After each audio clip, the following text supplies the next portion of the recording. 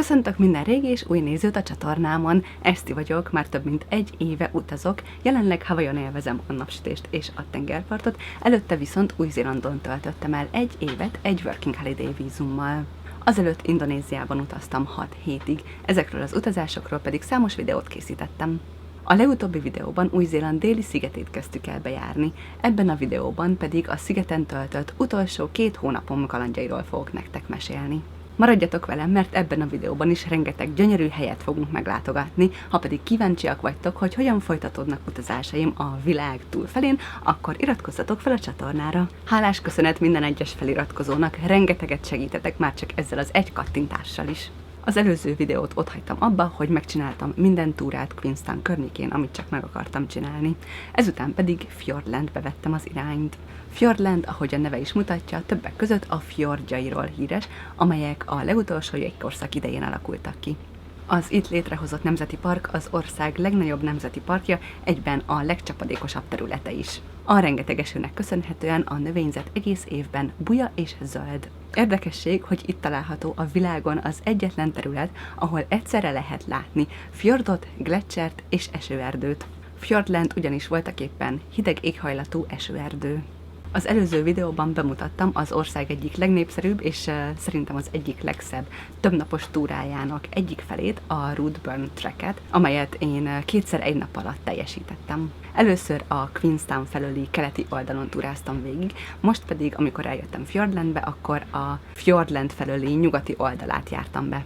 Szerencsére egész nap verőfényes napsütésben volt részem, úgyhogy a túrán végig gyönyörű kilátásban gyönyörködhettem. Ez így egy elég hosszú túrára sikeredett, majdnem 40 kilométer gyalogoltam, minimum 10, de inkább 12 óra alatt, úgyhogy másnap ugyan elég fáradt voltam, de az idő még mindig gyönyörű volt, és úgy döntöttem, hogy nem lustálkodhatok, hanem inkább megcsinálom a következő túrát, ami az egyik legjobban várt, a bakancslistám tetején lévő túraútvonal volt.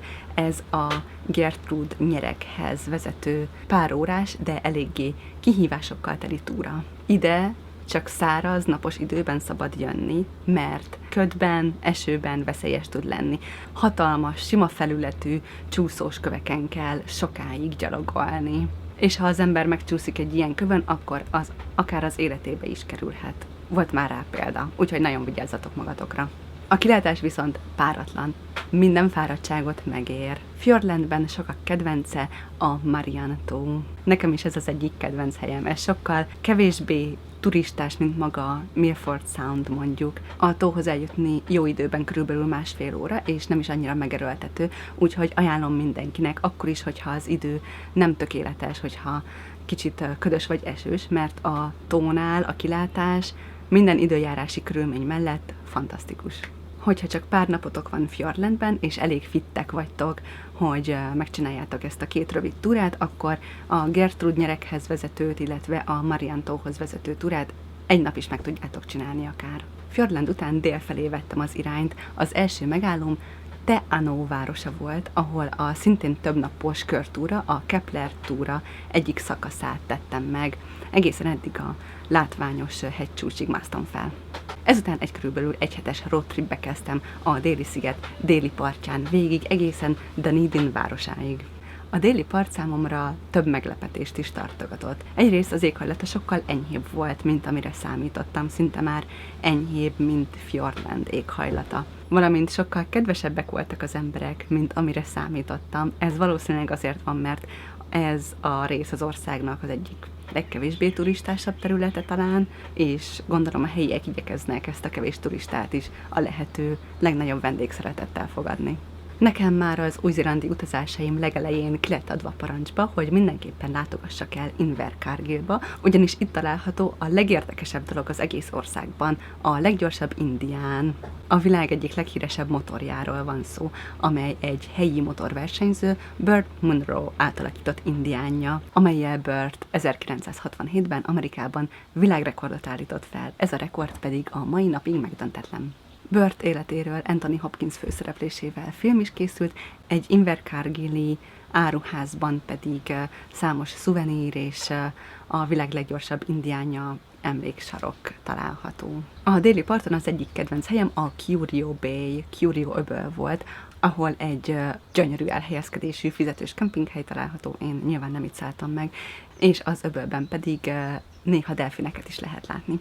Nagyon vigyázzatok, mert az itteni sirályok vadászpilóta üzemmódban lecsapnak, és kiveszik a kaját a kezetekből.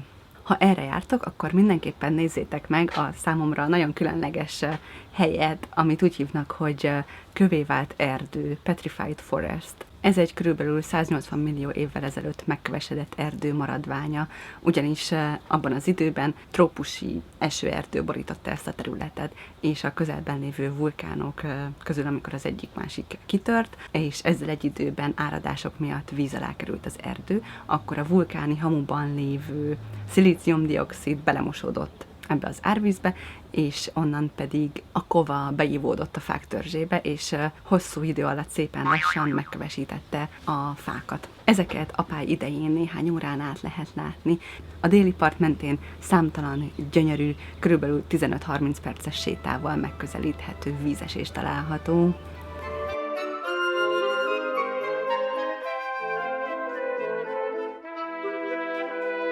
Dunedin felé egy kihagyhatatlan állomás a keleti parton, a Nugget Point Lighthouse, ahonnan naplementekor nagyon-nagyon szép a kilátás. Ezután tovább autóztam a keleti parton egészen Dunedin városáig, amely szintén hatalmas meglepetés volt számomra.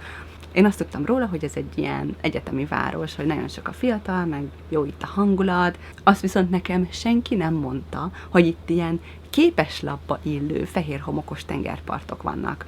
Ezen a félszigeten, ahol a város is fekszik, sokkal szebb tengerpartokat láttam, mint bárhol máshol az országban.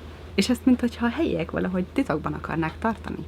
Dunedin környékén, illetve az egész keleti part déli részén és a déli part mentén több helyen oroszlánfókák élnek, úgyhogy ha erre jártok, akkor tartsátok nyitva a szemeteket, tartsatok kellő távolságot, és ne zavarjátok ezeket az állatokat, ugyanis a medvefókákkal ellentétben az oroszlánfókák agresszívak is lehetnek, és hogyha úgy érzik magukat, akkor az emberre is rátámadhatnak.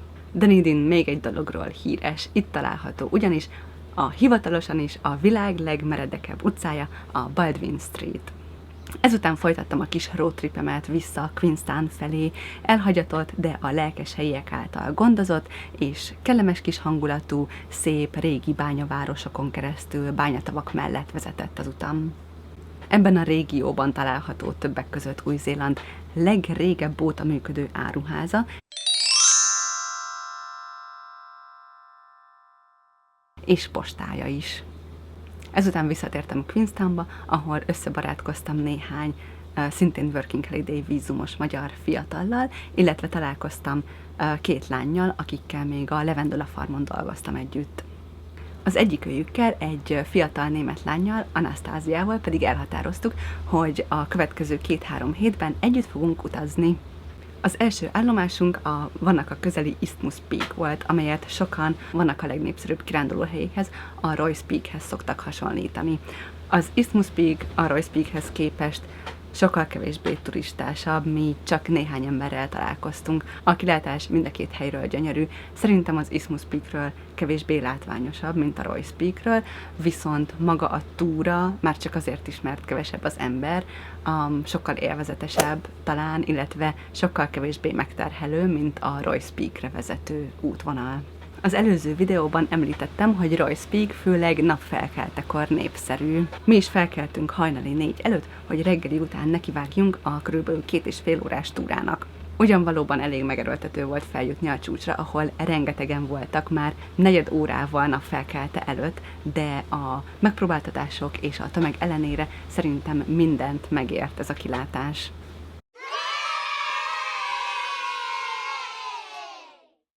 Ezek után a Haast folyó mentén, a Haast átjáróban a nyugati part felé vettük az irányt.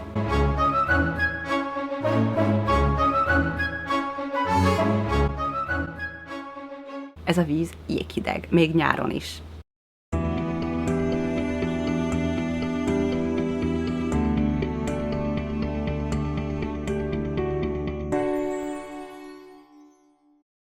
Itt található az egyik legjobb túra, amit a déli szigeten teljesítettem. Ez a kevésbé ismert és kevésbé turistás Copland Trek.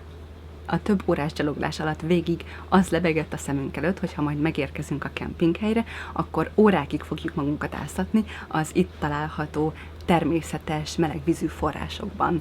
Körülbelül 4 órát bírtam ki a vízben, ugyanis a sandflyok itt is tömegével jelen vannak, és egyszerűen még akkor is, hogyha nyakig elmerülsz a vízben, akkor is egyfolytában ott repkednek a fejed körül, és próbálnak a szemüveg alá, hogyha beteríted a fejedet valami kendővel, akkor az alá is próbálnak beférkőzni, hogy meg tudjanak csípni, úgyhogy annyira nem volt élvezetes a vízben áztatni magunkat. Ezután úgy döntöttünk, hogy ideje éjszakabbra vonulni, ahol reményeink szerint több napsütés és kevesebb sandfly várt ránk.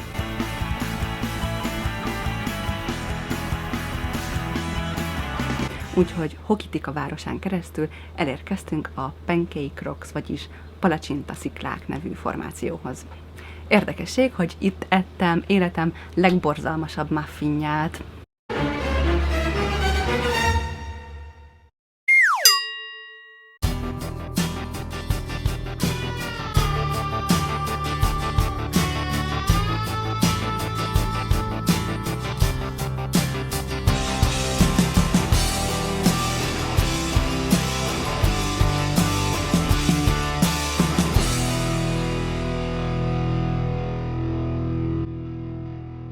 A Pancake Rocks mellett található egy sokkal kevésbé látogatottabb, de gyönyörű kis partmenti sétaút, ez a Truman Track, amit ajánlok mindenkinek, hogyha erre jöttök, akkor nézzetek el ebbe az öbölbe.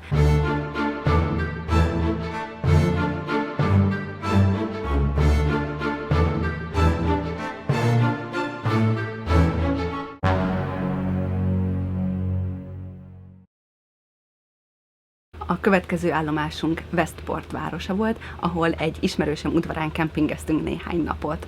A Westport környéki öblökben egészen jókat lehet szörfözni, úgyhogy mi is elmentünk, és megtanítottam Anasztáziát szörfözni.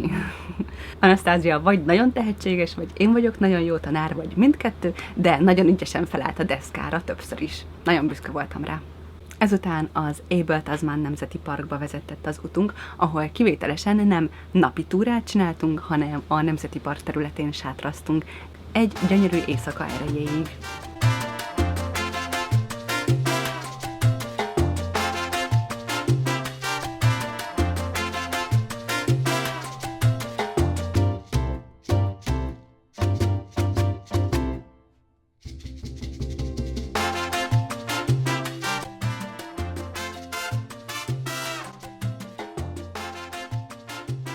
Annyira gyönyörű ez a nemzeti park, és végre meleg volt, és sütött a nap, és a tenger sem volt elviselhetetlenül hideg, úgyhogy mi akár egy hétig is ellettünk volna. Gondolkoztunk is rajta, hogy egy éjszaka helyett 2 maradunk, de végül tovább mentünk Takaka hippi városába.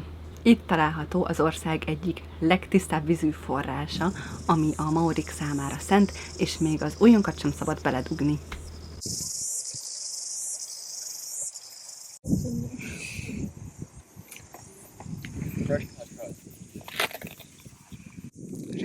Nastya, do you want to jump in there? I'm not allowed to. I respect Maori traditions.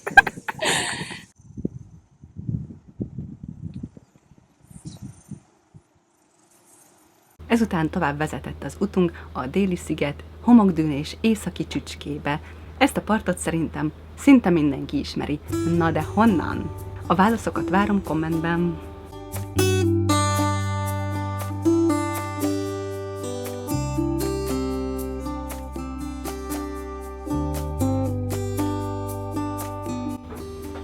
Ez a part nem csak a gyönyörű, látványos homokdűnék, hanem az itt élő fókák, és a sekély vízben játszadozó fókakölykök miatt is nagyon sokaknak, többek között nekem is, az egész országban az egyik kedvenc helyük.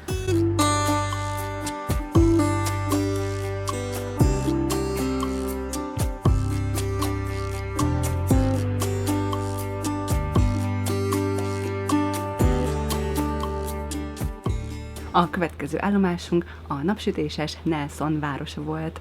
Itt mogyorókrém gyárlátogatáson vettünk részt. Ez a mogyorókrém egy nagyon lelkes helyi férfi garázsából indult el világhódító útjára. Ezután az északi part mentén Picton felé vettük az irányt, majdnem ki is fogytunk a benzinből, úgyhogy eléggé izgalmas volt a megérkezés, mondjuk így, de végül az éppen emelkedő üzemanyagárak mellett szerencsésen megérkeztünk a benzinkúthoz. Ezen a gyönyörű partokkal rendelkező, meleg, napsütéses területen maradtunk a következő napokban. Szörföztünk, főzőcskéztünk, kirándultunk a tengerparthoz, szóval nagyon nyugisan teltek ezek a napok egészen addig, amíg Anasztáziának buszra nem kellett szállnia, hogy visszamenjen Queenstownba. Több mint 2 együtt töltött hét után szomorú búcsút vettünk egymástól, én ismét egyedül maradtam. De azért nem szomorkodtam sokáig. Visszamentem a Nelson tavak nemzeti parkba, Nelson Lakes National Park, és itt egy fittek számára egy nap alatt is teljesíthető, nagyon szép, de még számomra is elég kemény túrát nyomtam le.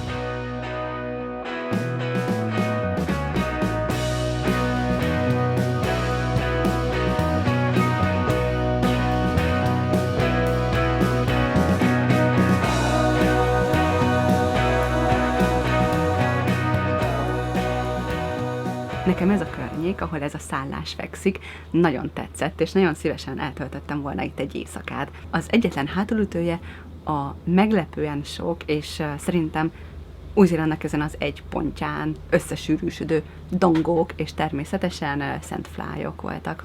Annyira idegesítőek voltak, hogy hiába a gyönyörű természet, én visszamenekültem Nelsonba, ahol jót jetskiztem egy helyivel, akivel a strandon ismerkedtem meg. Pure natural. Ezután a gyönyörű, vadregényes Louis átjáron keresztül visszatértem Christchurchbe, ahol az utolsó új-zélandi hetemet töltöttem. Hát egy kicsit szomorúan és izgatottan, hogy el tudom-e adni az autómat. Spoiler alert, nem sikerült eladnom.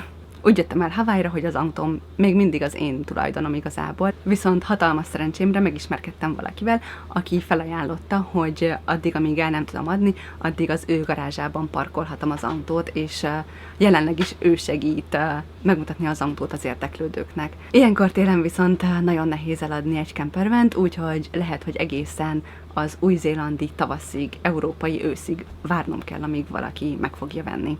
És most itt vagyok már lassan 2 hónapja Hawaiion, amiről nem vagyok biztos, hogy készíteni fogok egy videót, ugyanis az előző videóban megkérdeztelek titeket, kedves nézőim, hogy szeretnétek-e Hawaiiról is videót tőlem, de nem érkezett válasz, úgyhogy meglátom, hogy hogyan fogom folytatni tovább a vlogot. Ha szeretnétek Hawaiiról is videót látni, akkor mindenképpen írjátok meg kommentben. Ha tetszett ez a videó, akkor kérlek, lájkoljátok, iratkozzatok fel a csatornára, és osszátok meg minden utazást kedvelő ismerősötökkel. Köszönöm szépen, hogy velem tartottatok, remélem jól éreztétek magatokat. Szeretettel várlak titeket a legközelebbi videóban, legyen nagyon szép napotok, sziasztok!